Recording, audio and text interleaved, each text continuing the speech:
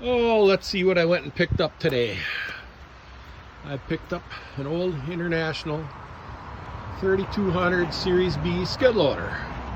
It looks real good from this side, but there's the issue. I guess the chain had broken. It hasn't been running many years. The man I bought it from said he ran it when he was a kid. I was buying it as a parts machine for my 3200 that I haven't run in about 5-6 years. But looking at this one, mine, I'm going to go around to the other side. As you can see, this is where the drive goes on this side that's laying there. But mine has been broke and repaired in this area a couple of times. And everything is tighter on here. The controls, everything seems to be in much better condition. One thing interesting about these skid loaders is you can see there's a pivot there. And that fits on this stub. And then there's an equalizer beam across the front.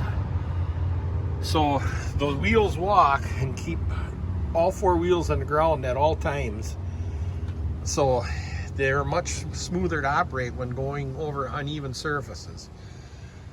But I think I'm going to be fixing this one up instead of using this one for parts for my old one. I think I'll use the old one for parts because this one generally just seems to be in much better condition.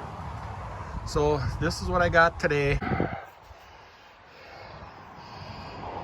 Oh, I should have put blocking under here when I had him set it on. I didn't think of that. To unload it, I think I'm going to get this side jacked up, and the wheels turn on this. So my plan is just to slide that back on so I can roll it off the trailer. So you see I jacked a little bit. I'm just going to have to block and jack to get it up high enough. And we'll keep at it. Oh, I'm starting to get it up in the air. Now I can get the jack under the back, if the jack will lift this thing, and get it up high enough so that I can get those wheels on this side. Now the starter is missing. I'm gonna see if I can get in there with a pry, see if by chance the engine might turn. I think this is actually a smaller size Wisconsin than in my other 3200 skid loader. So I'm gonna try and get in there with a pry and see what happens. Well, I got a pry in there. I can't get my hand in there and the camera really, but it did turn. So I think I'm going to pull the plugs out, put oil in it, lube the cylinders, and work on it and see if I can actually get this engine to fire up. But that'll be for another day. I'm gonna go back at getting the wheels on so the thing was sitting on its wheels. Well, there's the dipstick. Doesn't appear to would have had any water in it. Low on oil, but doesn't look bad.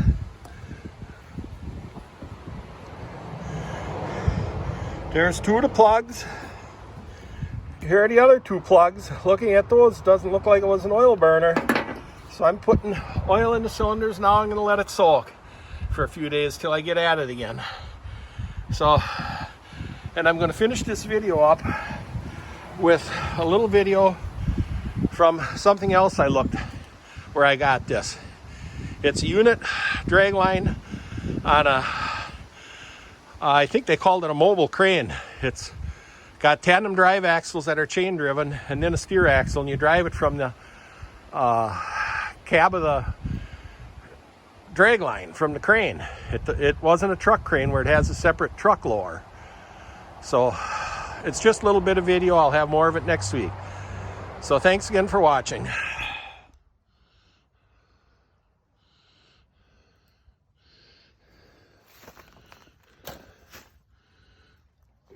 Yeah. Now I've seen a couple, not necessarily unit, but I've seen a few cranes that are on chassis like this, but not very often.